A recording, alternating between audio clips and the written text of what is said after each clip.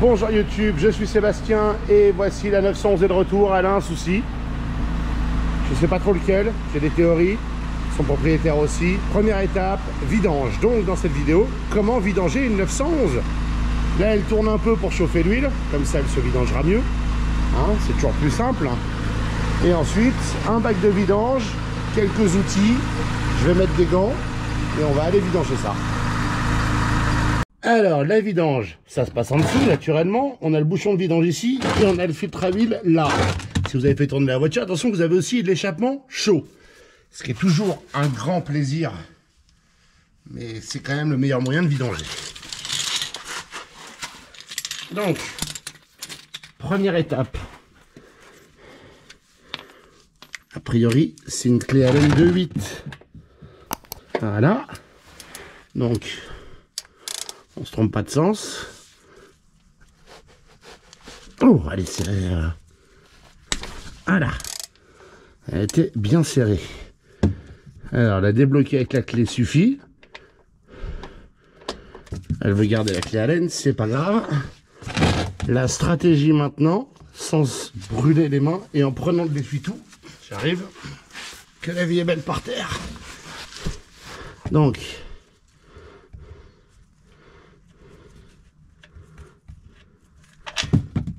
voilà. Ici on regarde. Et il n'y a pas de métal étincelant dedans, ce qui est plutôt bon signe.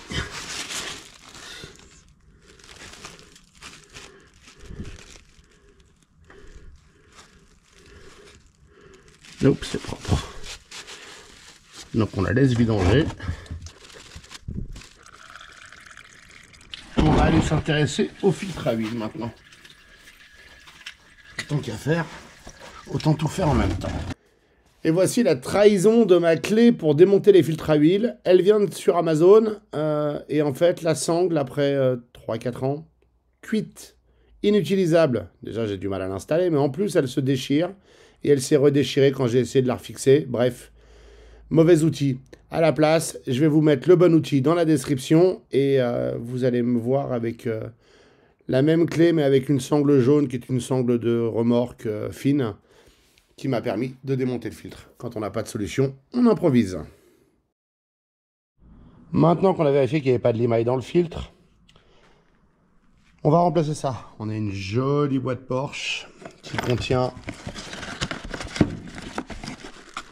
le propriétaire a un petit peu été excessif sur la commande, mais on a un filtre et...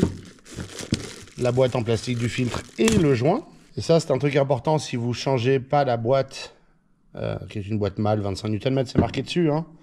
C'est la même que celle-là, sauf que celle-là n'est pas marquée mâle, elle doit être juste marquée Porsche. Et encore, il y a un numéro de pièce Porsche, qui est un numéro 996, naturellement.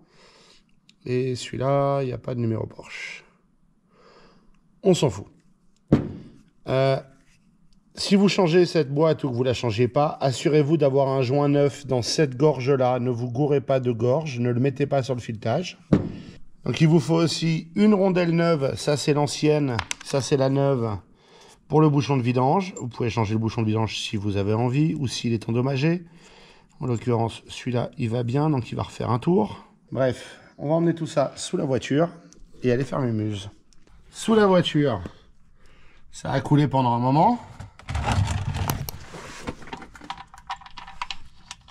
Si vous avez un doute sur votre jauge d'huile, je vous invite à mesurer la quantité d'huile sortie, ce qui est mon cas. Je pense que la jauge est morte, ce qui est très pénible. C'est pas dramatique, c'est juste très pénible.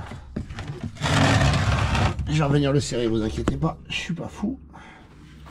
Je suis juste pas organisé. Et au milieu, il y a un ergot dans lequel on peut l'emmancher. Voilà, il est dedans, ce qui fait que le filtre est bon. Vous noterez que ça, c'est un modèle de 911 où la jauge de température d'huile n'est pas en dessous, de niveau d'huile n'est pas en dessous, ce qui serait super pratique. Mais il est au-dessus, ce qui est un enfer. Et ça sera l'objet d'une autre vidéo parce que je pense que son remplacement est pour bientôt. Genre dans les jours qui viennent. Donc maintenant, je vais aller mettre de l'huile là-dedans à mi-hauteur. Et ensuite, on va le visser dedans. Tout simplement. Et je vais aussi mettre un peu d'huile sur le joint. Voilà. J'ai mis de l'huile à mi-hauteur. Et maintenant qu'on est là, je vais juste mettre mon doigt dedans et le passer sur le joint. Ça suffira à le lubrifier, ce qui permet qu'il s'en mange bien. Et la raison pour laquelle je mets de l'huile dedans, c'est que comme ça, quand on démarre, le filtre n'est pas sec. Et donc ça tourne plus vite avec bien de l'huile partout. Voilà, c'est emmanché. On va reprendre mon système pourri.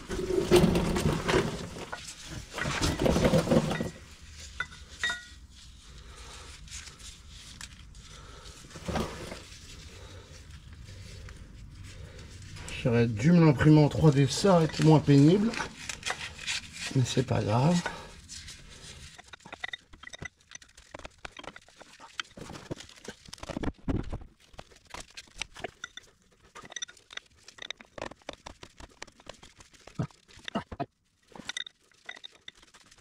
Pas besoin de forcer, c'est le joint qui fait l'étanchéité, il est bien en place. De toute façon, j'ai commandé une clé à filtre à huile et je le vérifierai avec. Maintenant, je vais juste serrer le bouchon de vidange.